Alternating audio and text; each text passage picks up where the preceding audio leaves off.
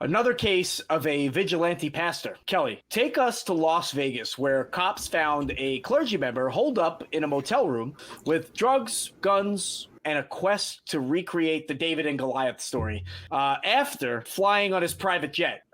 Someone explain this to me. Kelly. Yeah, you know what? I left the private jet out of the intro, and I don't know why, but Las Vegas police did arrest former megachurch pastor David McGee in a hotel room with not only fentanyl, but also numerous firearms. Now, while he supposedly went to Sin City to locate his daughter in the tunnels, there has been no explanation from his current church of why he was carrying the guns and drugs. Now, McGee does appear to have been on a downward spiral for the last few years. He lost his megachurch in 2023, although he's been keeping the ministry going, and he's also been making some pretty outrageous claims on the internet. And unfortunately, his followers, instead of trying to encourage him to get some help, they've been encouraging his erratic behavior. And this is a really weird story because McGee himself called the police to his room to report a theft. It doesn't really say what was stolen, if anything was stolen, but the officers did become aware of several firearms in his room after the hotel staff said that he had been walking around with a shotgun. Now, although he claimed the fentanyl was for his daughter, he later admitted to using it himself. Now, his church has been contacted, but they have made no official statement about the arrest or about the minister himself. This story is from The Friendly Atheist by Emmett Mehta, published September 9th, 2024. You know, I heard what happens in Vegas stays in Vegas, but there's an article written about this one. This one, yes. And it's because it was pretty bad. You know, we deal with a lot of hypocrisy on this show when it comes to clergy members. Jonathan, is this one any different? The hypocrisy, think about what this pastor is doing. What's he going through versus some of the other stories. We deal a lot with child abuse. We deal a lot with pastors stealing or, seeing prostitutes. But, I mean, what's going on here? Is there anything significant? Yeah, I think that, he's all about coming and getting his daughter out of the tunnels. First off, the tunnels are where the homeless in Las Vegas have founded actual communities, small towns and cities all through it. It's a very expensive group of tunnels for water to be, when there's rain in Las Vegas, it's a desert. You can imagine there's flash flooding, and that this is one of those things that they're using to try and mitigate that. So, but there's entire communities of people who live down there, and they're, some of them are very policed by themselves. Others are lawless. Just depends. However, I don't know where he got the idea that his daughter was in the tunnels and that he was going to go down there with his guns and blow everybody away like some sort of Rambo movie. But I don't think he was equipped to do that mentally or otherwise. But then I looked into it a little bit, and his daughter isn't lost. She's estranged from him. Mm-hmm. That's what another article said. She was estranged. And so my thought is, does that mean she ran away from the church or a religious zealot? The word is she's estranged. That doesn't give us any real information about it. But she's not lost if she's estranged. Apparently, they did have some sort of communication. If he threatened to go to Las Vegas and come get her, she might have said, well, go look in the tunnels or something like that, if she just didn't want to be found. Yeah. But we don't know I can't find any information on whether that was true or not. It is true that she is with her husband, which to me means they have a family and some guy named Zach who wasn't described. Okay. But if they have she has a husband and wife family, then she may have just left because he's a nutcase, right? And she didn't want to be around him. You know, so there's not a whole lot of information on the daughter. I think that is kind of a minor detail. In fact, I almost feel like it's maybe a cop-out by this guy. He got caught doing something that he clearly should not have been doing. Right. Well, you know, I guess by standards of a pastor, I mean, fentanyl is illegal, of course.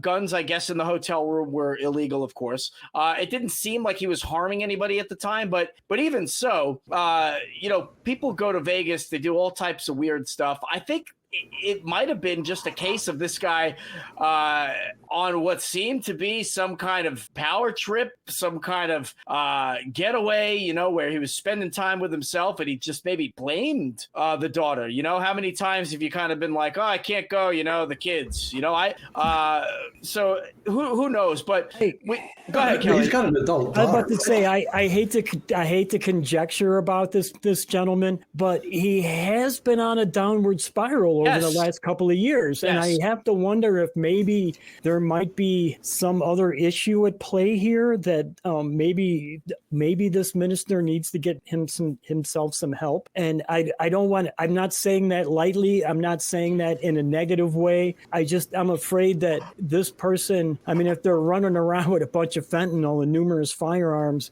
it's only a matter of time before somebody's going to get hurt. And maybe Pastor McGee might want to reach out and talk to somebody about the problems that he's having. Well, you know what? That's a good segue to something that I want to talk about because, you know, it's easy for us as atheists. I guess it's easy for anybody to kind of maybe laugh at this guy, although I never would, right? I don't want to because I feel for him. I probably feel like if I was in front of him and I looked him in the eye, I could tell that he was suffering or he was just going through something. But I want to say, you know, I want to ask, do his supporters, do his enablers, or if you can call his supporters enablers, do they bear some of this responsibility? I mean, think about this.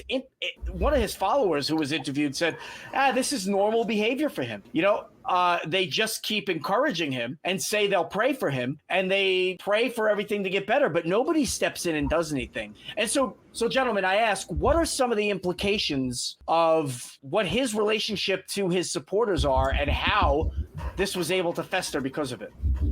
Jonathan, I'll start with you.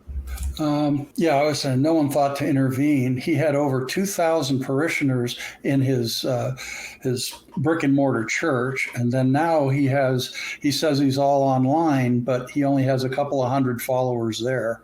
So I you know, sometimes people who are starting to spiral isolate themselves, you know, and because, you know, it just is something that they don't want to deal with people.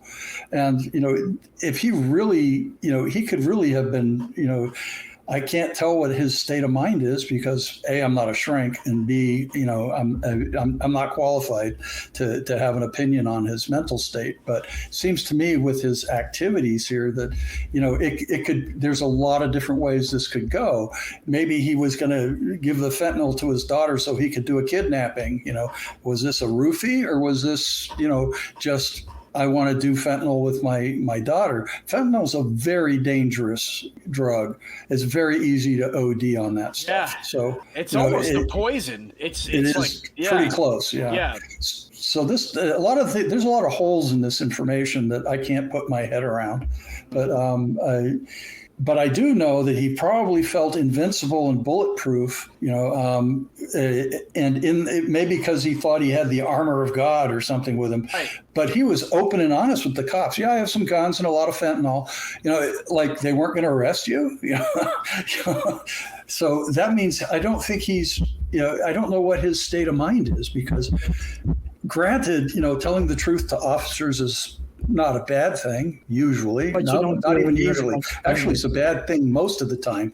But you know, in this case, he was doing what he thought was right, but he was also criminalizing himself right there. So he obviously wasn't thinking straight. Kelly, you had something to add? No, I was just saying you don't go tell the cops the truth when you have a bunch of fentanyl in your pocket, Right. or in your hotel room, as the case may be. That's all. And I was just agreeing with John. It wasn't the right time to be telling the cops the truth. And a sane person would know that, right? Even if you were completely guilty, any lawyer would tell you to shut the fuck up and don't say a word, right?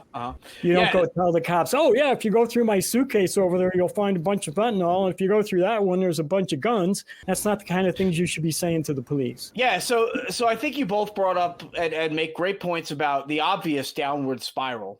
This guy deserved to be helped, and not only did the people around him, because he made this big Facebook post, and I said it in my brief intro before Kelly introduced this article, where he likened himself to David fighting Goliath, telling people that he had to go into the tunnels to find his daughter. But not only did he said he was going to shoot up the tunnels at one point, didn't he? Yeah, he was looking for chuds. Yeah, and I know. I guess that's another ancient joke that I didn't get and went right over my head. I don't know. You guys, cannibalistic humanoid underground dwellers. Dwellers, chuds. That was a really bad movie. Okay. And it became a cool movie. I would probably shoot a chud too, but I would really hope that you guys would be alarmed if you saw me posting about it and do something, right? Especially if I was in a position of prominence over you, like a preacher or a clergy member. But then days before, he called the police on himself to tell them that something was stolen. He was warned by hotel staff for being caught with a shotgun. How did that play out? And there are so many things wrong with this story. It's gun safety, right? It's mental illness. It's drugs, there's so much balled into this. And I guess I just want to kind of ask you guys, what do you think the outline or the underlying problem for all of these things really is? That we have a mental health crisis in America and we're not dealing with it effectively. I would agree. I think this goes back to the story that we covered earlier this week too about school shootings as well. Yeah. So Jonathan, what do you think about drugs being treated as a mental health crisis? I think personally, and that's from the perspective of, I think this guy was using. And it was not helping him. It was not helping him. The fact that 2 days later he didn't show up in court kind of told me he was going through withdrawal symptoms, because they said he didn't show up for medical reasons. And it kind of just told me that was my first assumption. 2 days later, after he's arrested, he's been going through some really bad fentanyl withdrawal symptoms, and that's why he wasn't in the court. So I'm pretty sure he was abused. He even told the cops the fentanyl was for me. Yep. And that makes a big difference when it comes to people who may have been perfectly mentally okay until they started abusing drugs. I don't think there's a solid line between mental illness and drug abuse necessarily. I think that there's a whole bunch of shades of gray in there. Yes. Normally I'd be all about guns and drugs in Vegas, but this story is just not right. No, you had a different scenario in mind. I'd be all about guns and drugs in Vegas. Let's look at it for a second. We can inject a little humor here, but let's just look at it from his point. He's got his AR-15 in his hotel room. He's invoking David as he goes to find the tunnel dwellers, and he's bringing his guns and his drugs. And I envision a guy who is using the fentanyl for like currency, for like, hey, I'll give you a little of this if you can tell me where my daughter is. Like I feel like he had a whole plan. And while it's funny in a way, it's not safe. And the people around him should not have let it get to that point. But also, you know why it's so difficult for him to get help? Because drugs are illegal and they're treated like a crime. And when somebody's really got a problem, it really needs to be treated as a mental health issue. If you offered somebody help instead of threatening them with prison, there's so much more good you can do. And then you don't have these people, because who knows what would have happened had he not just had a mental a break, and call the police on himself. This could have been another shooting. That's what I'm saying. This could have been really, really bad. This was a man that had too many drugs, too many guns, and it was an accident. It was an event waiting to happen, a bad event waiting One way to or happen. the other. And unfortunately, there are about 1,500 people living in the tunnels under Vegas. 1,500 people whose lives were in danger from this minister. And possibly his life was in danger for some of them, because there's some hardcore criminals down there too. If they knew he had $1,000 worth of fentanyl on him, he could very easily be killed and robbed down there. And then they had guns. So it's like, that's right. That's right. They have guns as well. Maybe not obviously, but they do have them. There is law and order down there. They do have their little mayors of their little areas, but wow. There are ones that are just not that way as well. That is so fascinating to me. I mean, it's sad in a way, but it's so fascinating. And you know what? Those people were put at risk, and the public was put at risk. This man was at risk to himself, and the hotel. I think the hotel has a big part in that. A big part in that. There should have been something done when he was walking into his hotel room with a shotgun. And the story is very vague about what happened there. But there's not a lot of information to be able to tell much about what that scenario was. Well, it is an open investigation, so I'm not surprised that things are being left out. And of course, he probably enjoys the general protections that a clergy member enjoys, right? Like they're in very many instances not treated like the rest of society. They're really not guilty until they're guilty. Many of us are guilty until proven innocent, but these guys, they kind of get a little bit of a bump up because they're Christian or clergy. But I think that there are so many things here going on. The mental health crisis, the drug crisis, the miscategorization of mental health illness as homeless crimes. crisis. Yeah, as what? Say that again? The homeless crisis. The homeless crisis, right? And then how could this hotel let this slide after the shooting that took place in a Vegas hotel room in 2017? I mean, there's so much recklessness here. And this is just another example of our society being so reckless, especially when it comes to the things that are destroying our lives. And so I think that would be my conclusion. Gentlemen, I'll give you guys last parting shots before we wrap up this segment.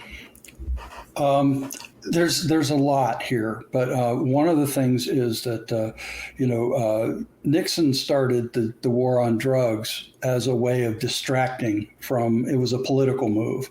And so he got this Schedule I drug thing going and made everything illegal that he thought, he could arrest people on that he didn't like.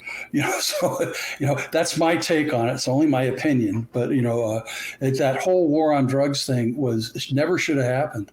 The thing with drugs is that it should be under the control of your doctor, medical personnel, not politicians, not police officers. Police officers should not be faced with mental illness and having to be an expert on mental illness as well as being a police officer. Their job is complicated enough. Complicating it by jailing mentally ill people because they don't have any money to do anything else with is absolutely insane. There's no reason we can't fix that. Yeah, you're absolutely right. We do have a mental health crisis in America, and we're not doing enough to fix it. And that seems to be the thing. We'll just throw them in jail, and that's the worst thing we could be doing with these people. It is absolutely the worst thing to do, because all we're doing is increasing the problem. We're increasing the mental health problem by throwing these people in a place where they're being stressed out, where conditions are complicating what's going on that's already going on with them. So I think we really need to look at that a lot. I see what's going on in America with all these homeless camps and encampments around America, and we're really down on them. And it reminds me of the 1930s, the Hoovervilles of the 1930s. Yep. They're not as big as yet as the Hoovervilles were, but we're on the way there. And I think it's indicative of what our economy is doing to the people at the bottom of our society. And it's something we need to fix and change and do something about, because absolutely, we can't keep doing it this this way. Oh, it's so heartbreaking. You know, In so many ways. for anybody watching this who thinks that atheists would take the opportunity to make fun of this pastor, this clergy member, because we're different, I hope that you're seeing a side of us that proves that wrong. Because while the story might have some funny components to it, it's really not funny. And at no time did we three atheists sit here and say things like, well, good, he deserved it, he's a Christian. We don't want that. You know, we want to take care of each other. We want to take care of each other. We want to make sure that people are thriving. We want to get them the help that they need, help that's not coming from the deity they worship. And that's why it's so important to be a secular humanist. Separate yourself from your church for a minute and just look out for the people in your life, the people that you share this tiny little blue dot with. And I think the world will be a lot better. You know, we have all types of conversations like this, folks. You can catch more of this outstanding atheist content by clicking one of the links below and checking out our other videos. Gentlemen, thank you. Thank you. Thank you.